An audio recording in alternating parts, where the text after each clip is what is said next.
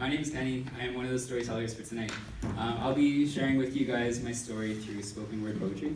And the way usually spoken word poetry works is kind of like, if you hear something that you like, or you hear something that like you connect with, it's kind of like, yeah, you snap, or you're like, or like all those yummy sounds, or like, I feel you, or like, you know, and I'm really a fan of that, because like when you share a story, for me, I see a story as a bid for connection, and when you connect with something, it's kind of like, hey, like, you're actually not a stranger to the people around you as you thought. And if you guys say, oh, I really connect with that, like, oh, snap, that was good, like, thank you, first of all. But, like, but also, like, it shows you that you're snapping, and if you see someone else snapping in the room, that's a connection right there, and that means there's a piece of them that also connects with you as well. So I'm going to start, I guess. Crappy transition. But yeah, I didn't realize the stage would be so large, so I'm sorry if I can't really talk to all of you at the same time, but I'll try my best. So I'll start with, so what would I say to the person who was me 5 years ago? Well, I guess I would start with, Kenny, you are going to come to the realization that Christianity is a terrible hobby. That there will be days where God is good, and it's easy to sing of his greatness and wonder. But there'll also be days where everything hurts, and the last thing you want to utter from your lips is a shout of praise. But do it anyway. You're going to learn what love is, what love feels like, what love hurts like. He's going to instill a heart of courage in you these upcoming years. You're going to have the courage to love, which will leave you brokenhearted. The courage to be engaged with people and know the metallic taste of disappointment. You're going to be creative and innovative and fail. But what I will say is, do it anyway. Yes. Despite knowing these things, to pour your heart out anyway. Despite knowing these things, to double text and triple text anyway. Despite knowing these things, to produce and write what is instilled in your heart, because you know, at the end of the day, it is the right thing to do. And it will leave you with the biggest sense of badassery that you can find. It'll make you want to cheers to the brokenhearted of this world. Cheers to the ones who are willing to show up and be seen despite their tattered hearts. That as iron sharpens iron, you will learn to cull back your jagged edges. Don't be afraid to let your cracks show, to let other people see what you got going on inside. Hey. There's this thing about wearing your heart on your sleeve with people. You're going to think you found a lot of best friends. You're going to get pretty hyped up at finding the ecstasy of what connection feels like. And that as pieces keep coming together, that you aren't as strange a stranger to the people around you as you thought.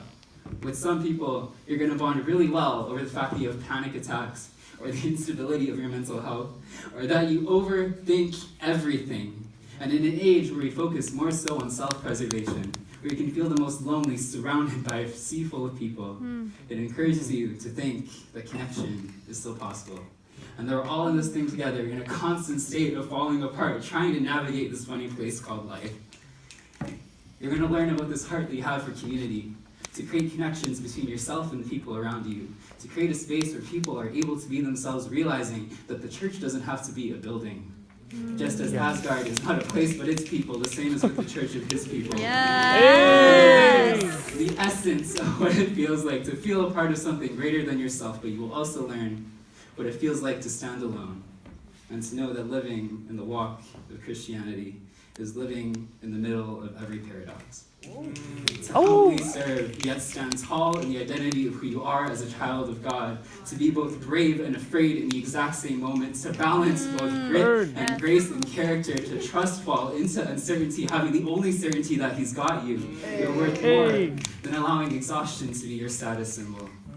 As you keep building onto yourself, don't be afraid to receive affirmation from people, because sometimes the words that they tell you are pieces of God trying to convince you you're doing just fine.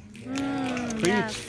Learn to ask for help, but also to clap for your own damn self too, because you can pat yourself on the back sometimes as you learn to pour your cup of gratitude into theirs. You will see glimpses of the impossible as you learn to reach a hand out on the days that you are in need, when you are stuck in the depths of addiction and disparity, when you find yourself face planted on the ground for the umpteenth time, realizing that your ego was a terrible foundation to build your life on. You'll have people who are willing to come around you when you thought you needed an ear, who are willing to give you their spine. You're going to learn that your testimony was never this spark in time with fireworks or waterworks, but more so an accumulation of instances that God has placed in your life. that there are way too many occurrences to just be chalked up as coincidences and way too many connections to be strung up to fate. And maybe you can call that your breakthrough moment. I keep spewing out all these different things, hoping that I have some revelation to tell you, or maybe some epiphany to behold. And yet, as I get older, I find that I come up with less and less things to say. You're going to learn that the older you get, the more your cracks come to show. That he knew just how messed up you are.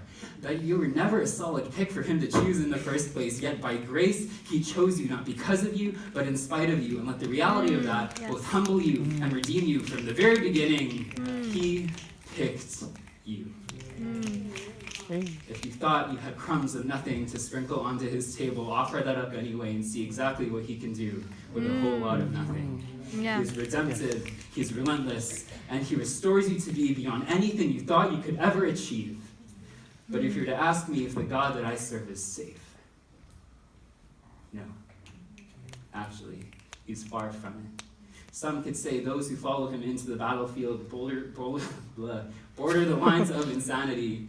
He is safe by no means, but he is good. Yes. All the time. The mission and the calling will demand everything from you.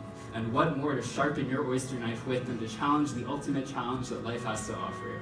He will bring you trial and tribulation, tears and triumph, and it is learning to taste and see that he is good to you in every moment. So all I can really say is, go. Can't stop you. Do it anyway. Don't be afraid to put it all out there, and don't you dare leave anything left on the ground. Keep your head held high, with your shoulders back, because you are in the service of your King.